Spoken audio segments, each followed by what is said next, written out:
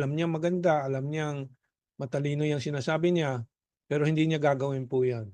Nagpopostura na naman itong pulitikong komedyante.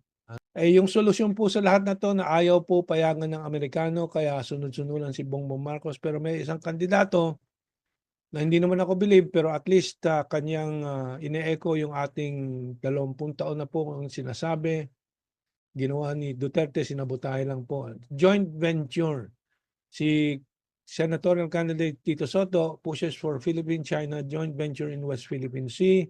Sabi niya, sa akin, at this point, if I get the chance to talk to President Marcos, I will suggest that we try to come up with a co-venture with China and explore.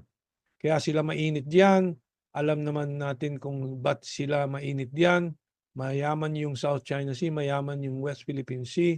Alam natin yan. So mag-joint venture tayo and so on and so forth.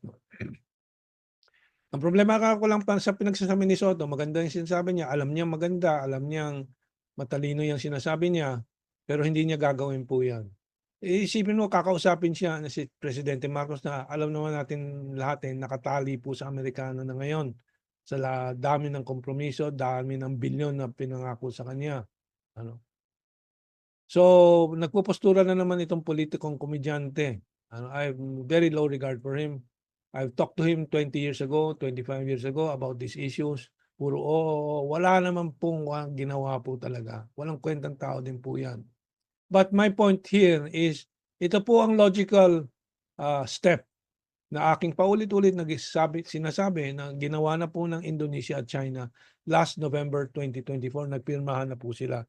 Nung ating panahon na po under Duterte, yan na po may pirmado ng kasunduan. Sinira po ng kanyang Foreign Secretary Teddy Boy Locsin. Yun lang po ang kaunting kapintasan po ni Presidente Duterte. Either nagkulang siya ng taong mailagay po o siya po ay naglaro din sa mga interes ng Amerikano para hindi po siya kaagad-agad tuligsain ng Amerikano. Kaya nag-appoint po siya ng mga American proxies po. American tutas, American puppets. American agent po yung si Teddy Boy Locsin.